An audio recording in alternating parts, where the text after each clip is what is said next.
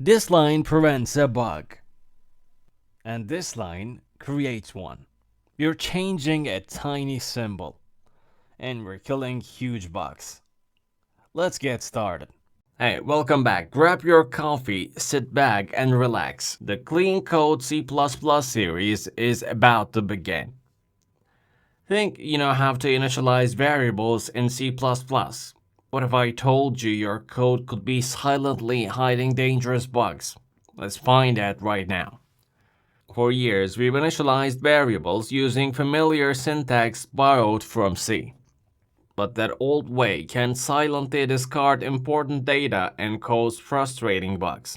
We're going to look at why the old way can hide dangerous secrets in your code and how the modern approach protects you. Now, imagine you're building a system that reads data from a temperature sensor.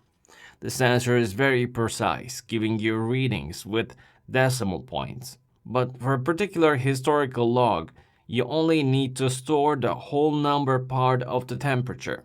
A developer new to the team might write code that looks exactly like this example you see here. Let's break down what's happening.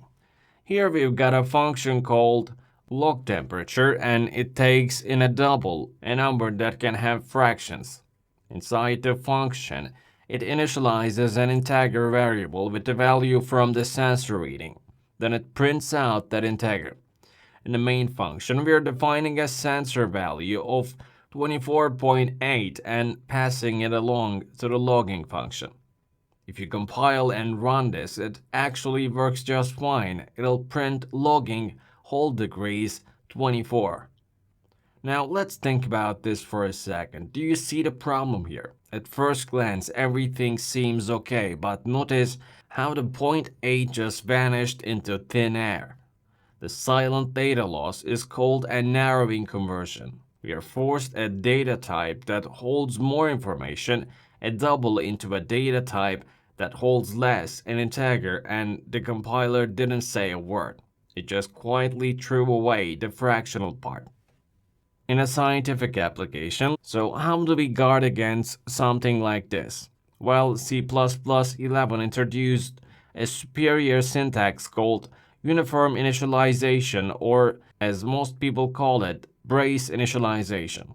Now let's rewrite that exact same code using this modern approach. Notice the tiny change we just made. Instead of using an equal sign, we're now using curly braces. We simply swapped out the equals for a pair of braces. But when you try to compile this version, everything changes. The compiler stops you immediately with an error. You will see a message something like error, narrowing conversion of 24.8 from double to int. This is exactly what we want. Here the compiler has just acted as your safety net. It caught the dangerous narrowing conversion and turned a silent runtime bug into a compile time error. Now as a developer, you're forced to consciously address the potential data loss. You can't lose data by accident anymore.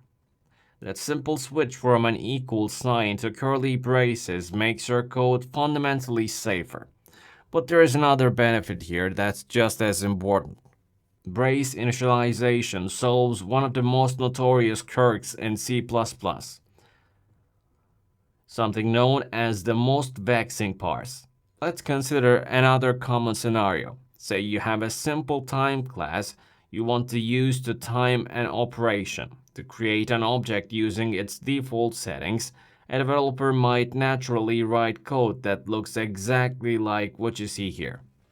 Here's what's going on here. We have a basic timer class with a default constructor. In our main function, we try to create a timer object named myTimer using parentheses.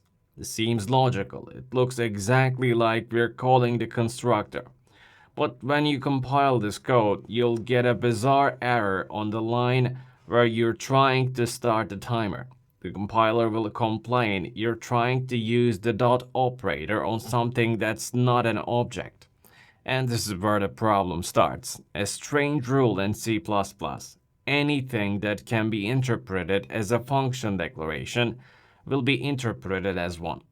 The compiler doesn't see what you've written as an object definition. It sees it as a declaration of function named myTimer that returns a timer object and takes no arguments. This confusion has plagued C++ programmers for decades. Now let's fix this using our clean modern syntax. By changing from parentheses to curly braces, we've eliminated all ambiguity.